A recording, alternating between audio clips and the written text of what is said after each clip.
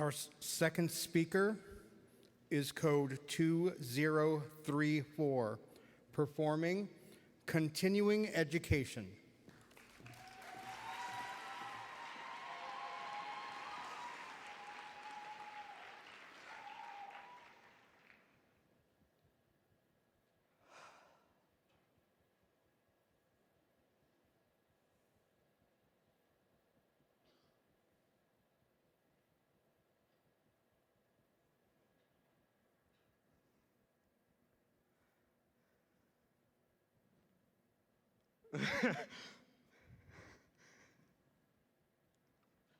I love you, baby, and if it's quite all right, I need you, baby, to share these lonely nights, so let me love you. Hi! Sorry, I come in, have a seat. The desks are a little small, but sorry, you'll have to forgive me. I'm not really good with words. I'm a numbers guy. Hey. You know, I think that's why when I meet people from high school and I tell them I became a teacher, they give me one of those looks, you know. I don't blame them, you know. Let's just say I understand their reservations. But it's 7th grade algebra. I mean, it doesn't take a genius, right?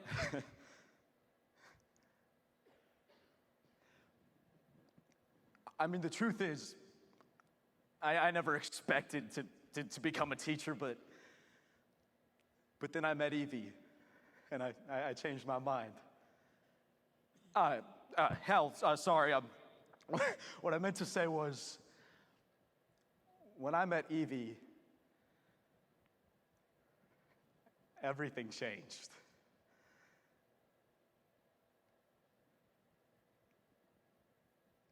Amidst a 3-year period defined by COVID-19, Russian-Ukrainian war efforts, and rising brutality across the nation like we saw last month at my home, where 9 people were innocently killed in an outlet mall in Allen, Texas. Leading psychologists have introduced a new medical diagnosis titled prolonged grief disorder, a mental disability causing depression in 10% of individuals nationwide after experiencing the loss of a loved one. It is imperative now more than ever that we not only acknowledge death's capacity to end the lives of civilians, but also its role in introducing their legacies. And through the story of Evangeline Foster and her husband, we remember the importance of acknowledging these victim stories, appreciating their legacies, and understanding that they deserve more than just 10 seconds of screen time. Continuing Education by Jordan Douglas. Eve and I, well, we met in college, so I am sitting there in my freshman composition class, you know, ready to work my tail off when Evie walked through the door. And she had this long brown hair and her eyes, I mean, her eyes were like these green crystal balls or something. Oh, and my heart stopped. I mean, everything stopped except for my mouth. Evie! I mean, that is your name, right? I am so sorry for knocking over all of your stuff. Wow, you have some really nice bread. Books? You have some really nice books. and that a tragic conversation was actually the first thing Evie taught me. How to talk to girls. And from that moment on, Evie taught me everything I needed to know. I mean, how to dress, how to be a gentleman, how to love. Evie's dream was to become a teacher. And after all she taught me, it kind of seemed like the right thing to do. I mean, if I could just give one kid everything Evie gave me.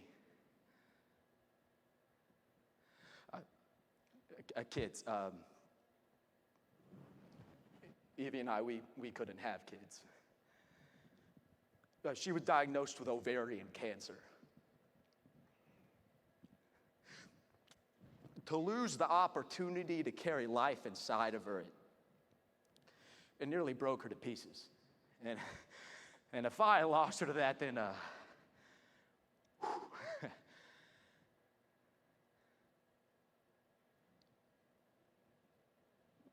but she beat it. Evie beat the cancer. That's not how Evie's story ends. And from that moment on, we were inseparable. We moved back to my hometown so we could start teaching at the same school. And every chance I got, I would run down the hallway and sneak into her classroom before all the kids started pouring in. And I would grab her hands, and I would sing, I love you, baby, and if it's quite damn cold, I need you, baby. Well, that was our song, and she would just look at me with those magic green eyes, and she would say, I love you. And I would look at her right back, and I would say, I love you too. And no other words, just, well, just I love you. And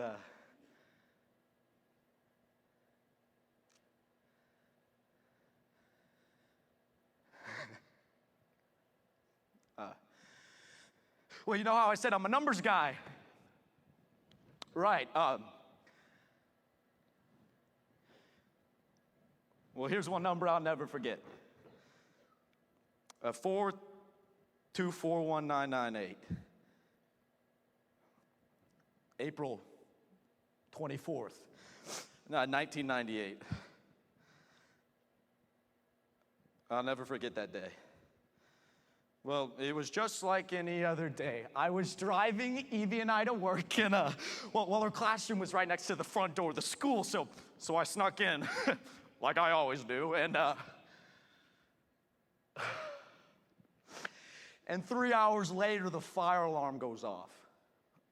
You know, I'm not thinking much of it. I'm thinking it's some kid who's trying to pull off a history exam or something. So I'm just following protocol, and I'm getting all my kids out into the hallway, and so we start making our way towards the exit when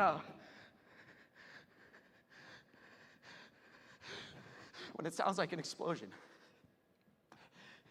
It scares the hell out of the kids, and so I don't think, I just act, and I know that I have to protect my kids. All right, buddy, hey. So I get on my kids, and I get them into the classroom, and I go to the door, and I lock it, and I'm just praying, God, please protect my kids. Please protect me. Please protect.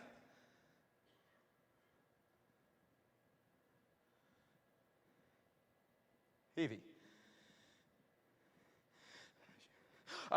Evie, and I go to the door, and I'm looking her through the window, and I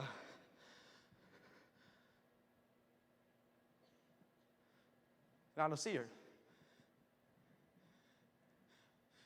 Where are you, Evie?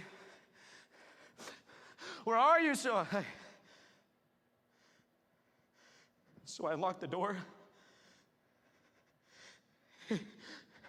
Hey, Evie.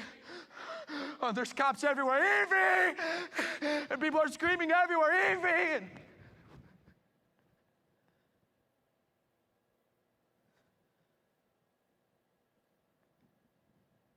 Evie? Hey. Hey. No. Hey, you're okay. Just give me a little more time. Right. Let's be inseparable again. Let's sing our song. Ready. I love you, baby.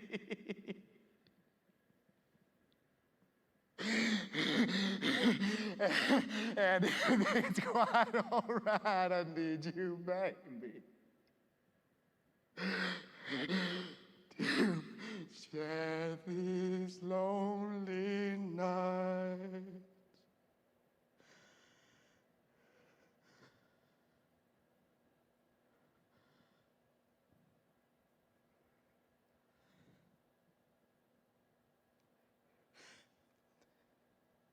and dead.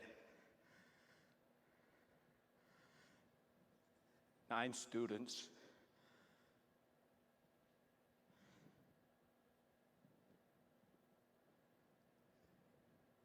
And 1 teacher.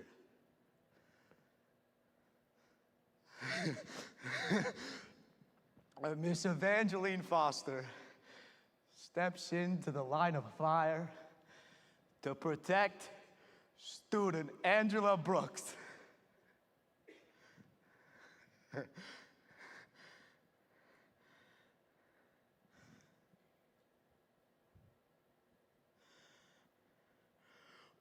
But you don't read about that in the news. No. You're too busy hearing about these young boys. Right. All filled with hatred who put their hands on a rifle, you know. You see their faces. You hear their names day after day after day on TV, and it's on those days that I start to hate those young boys. But on those days, I think of Evie. You know, if she were my student, she would try to find a way to forgive him.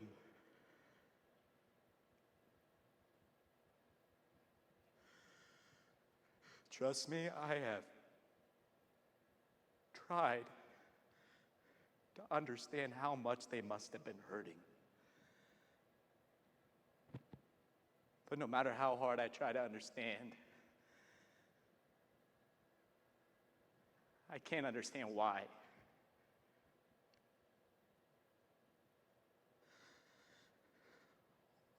Why would they take away my Evie?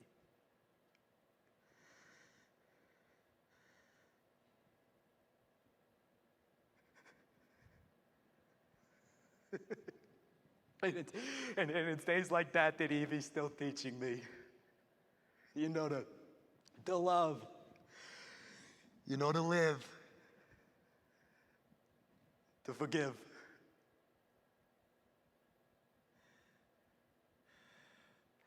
I love you.